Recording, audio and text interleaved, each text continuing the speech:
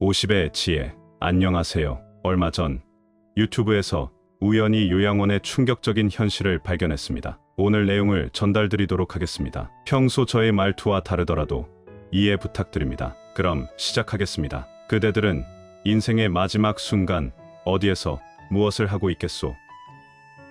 나는 홀로 되더라도 나의 보금자리에서 내가 하고 싶은 일을 하고 먹고 싶은 것을 먹으며 지내다 마지막 순간을 고요히 맞이하고 싶소. 큰 바람이 없는 것 같아 보이지만 이렇게 되는 것조차 힘든 것이 현실이라오. 나이 들어 건강 잃고 돈 잃고 가족 잃고 요양병원이나 골방에서 비참한 최후를 맞이하는 이들도 많이 있소. 누구나 나이는 들고 소풍 같은 인생을 마감해야 하는 때는 오는데 그때까지는 자유롭고 행복한 삶을 살아야 하지 않겠소. 요양원, 요양병원을 예로 들은 이유가 있다오. 얼마 전에 지인으로부터 들은 이야기가 머릿속에서 떠나질 않아 괴롭소. 이야기를 전한 지인은 자동문을 수리하는 일을 하느뇨. 그러다 보니 여러 장소에서 여러 사람들을 만나게 된다오. 그가 요양병원에서 겪은 충격적인 이야기를 들려주겠소. 얼마 전 지인 김 씨는 지방에 있는 요양병원으로 출장을 갔어. 병원의 정문이 고장나서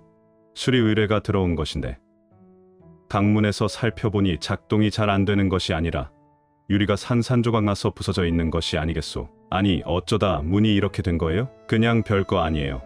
어쩌다 그렇게 됐네요. 오늘 고칠 수 있는 건가요? 김 씨가 문 상태를 보고 놀라서 물어보자 병원의 직원이 의문스럽게 대답하며 물었어. 이게 완전히 파손돼서 유리를 교체해야 합니다. 그러려면 사이즈를 재서 다음 방문에 교체할 수 있겠네요. 이틀 뒤 수리를 완료할 수 있을 것이라고 대답하는 와중에 병원 안쪽에서 비명 소리와 함께 우당탕탕 무언가 박살나는 소리가 났소. 어이쿠, 무슨 일이 있나 본데요. 김 씨가 안쪽을 기웃대며 말하자 직원은 사색이 되어 잠시 기다리라는 말을 남기고 사라졌소. 몇 분 뒤 나타난 직원이 말했어. 저기 혹시 자동문이 아니라 일반 여닫이문도 고치실 수 있나요? 문이 또 고장났나요? 직원을 따라 안쪽의 병실로 향한 김 씨는 부서져 있는 문을 보고 의아했다오. 무언가로 내려친 흔적과 함께 경첩이 뜯겨 문이 간신히 제자리에 매달려 있는 것 아니겠소. 그러자 직원이 머뭇거리며 말했어. 사실 여기 계신 할머니가 자꾸 문을 부서뜨리세요. 네, 아니, 힘도 좋으시네요. 그러니까요. 의자로 내려치셨나봐요. 김 씨가 병실 안을 들여다보았지만 할머니는 보이지 않았어. 이건 부서진 부분은 제가 어쩔 수 없고 이분은 이틀 뒤에 자동문 고치면서 경첩이 떨어져 나간 부분만 우선 붙여드릴게요. 그리고 나서 이틀 뒤 김 씨는 수리를 마무리하려고 다시 요양병원을 방문하였어. 여닫이문의 경첩을 고정하려고 병실로 들어간 김 씨는 범인을 마주했소. 문을 부순 할머니가 침대를 정리하고 가방을 챙기고 있었어. 금방이라도 퇴원을 할 것 같은 모습이었어. 그리고 나선 가방을 끌어안고 침대에 멍하니 앉아있는 할머니를 힐끔 쳐다본 김 씨는 하던 일에 다시 눈을 돌렸어. 그때 할머니가 김 씨에게 말을 걸었어. 고쳐봐야 소용없어요. 내가 다시 뜯어버릴 거니까. 평온한 표정으로 그렇지 않은 내용의 말을 하는 할머니가 무서웠어. 장소가 장소인지라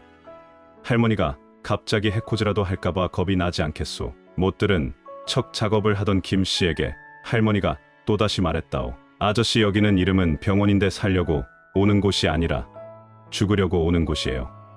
네, 내가 다리가 조금 불편한데 자꾸 밧줄로 다리를 묶어놔요. 놀란 김 씨가 황급히 할머니의 다리를 쳐다보았는데 묶어놨다는 밧줄은 보이지 않았어. 안도의 한숨을 쉰 김 씨는 할머니가 치매가 있으신가 보다 생각하였소. 내 말을 안 믿네요. 우리 아들도 안 믿는데 아저씨가 믿겠어요.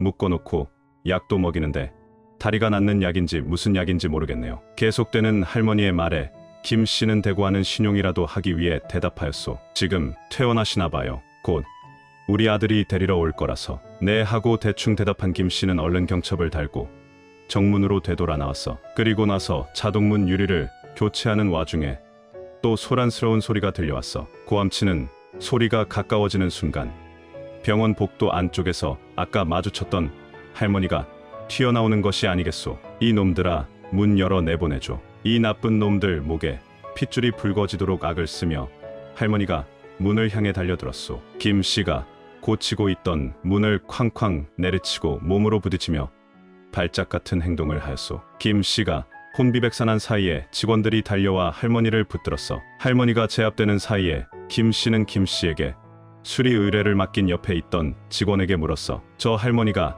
치매가 있으신가 보죠? 아니요. 치매는 없으신데 가끔 저렇게 행패를 부리세요? 아니 치매도 없으신데 저러신다고요?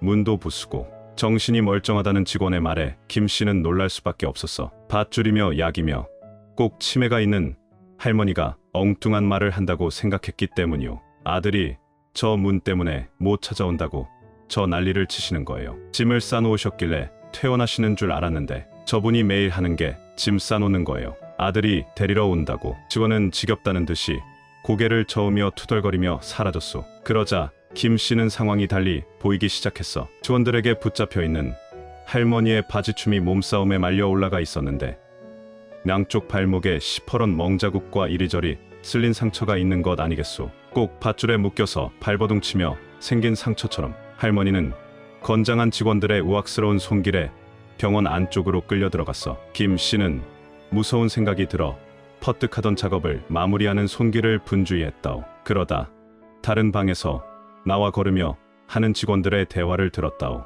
보호자한테 전화했어. 아들이 뭐라 그래. 이번에도 그냥 신경안정제 놓으라고 하지. 병문 오겠다고는 안 하고 오겠어. 여기다.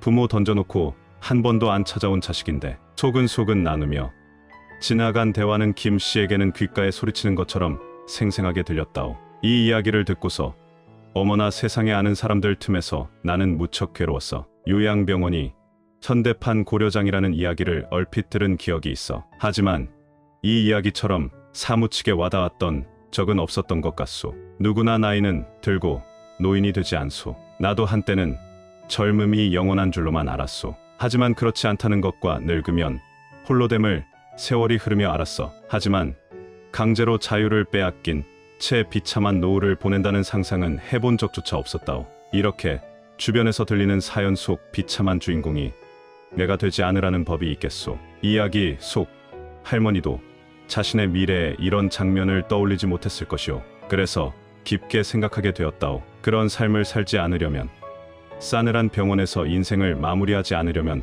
어떻게 해야 할지에 대해 생각하게 되었다오. 첫 번째 가장 중요한 것은 바로 돈이라오. 슬프지만 현실이 그렇소. 돈 있는 부모가 자식에게 버림받았다는 이야기는 들어본 적 없어. 내 한 몸 건사하고 노후를 보낼 수 있을 만큼의 자금이 있어야 하오. 우리는 젊음을 자식 키우는 데 바쳤지만 우리의 자식은 그들의 자식들에게 또다시 젊음을 바치지 않겠소. 부모는 그때 짐으로 여겨지지 말아야 하오. 자식을 위해서가 아니라 나 자신의 삶을 위해서는 돈 이것이 꼭 필요하오. 그러려면 노후에 대한 준비가 되어 있어야 할 텐데 우리나라에 노후 걱정 없는 이들은 많지 않다오. 그러니 악착같이 내 몫을 챙기시오. 두 번째로 빠질 수 없는 것이 내 건강은 내가 지키는 것이오. 요즘 시대를 일컫는 말이 바로 이것이오. 유병장수 참 무서운 말 아니오. 100세 시대라 오래 살긴 하는데 병들어 오래 살면 무슨 불행이오.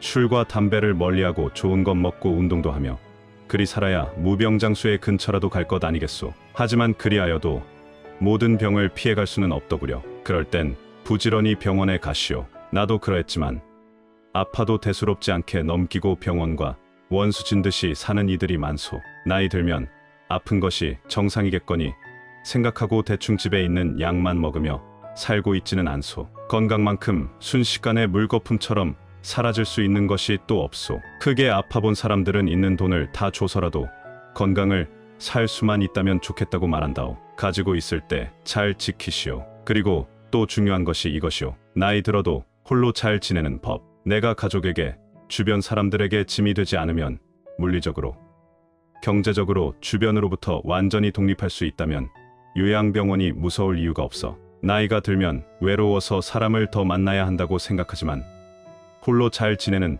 법을 아는 것이 먼저라오. 오늘 들려준 이야기에 할머니의 아들을 향한 맹목적인 마음이 이해가 가면서도 마음이 아팠다오. 나이가 들면 오히려 사람에 대한 애착을 덜어내야 한다오. 나 하나 챙기는데 기력을 쏟기에도 부족하다오. 요양병원이라는 곳도 제 발로 들어가는 사람이 몇이나 되겠소. 아픈 노인을 고쳐준다는 허울로 자식들 손에 이끌려 마지못해 가는 곳 아니오. 세상엔 그렇지 않은 곳도 있겠지만 나는 그래도 그곳에 가고 싶지 않소. 내가 머물 곳, 내가 인생의 마지막 장을 새길 곳은 내가 스스로 정하고 싶소. 나는 나이 들수록 행복해지기 위해 노력하고 싶소. 오늘 이야기 잘 들으셨나요? 다음에 또 좋은 내용을 가지고 찾아뵙겠습니다. 감사합니다.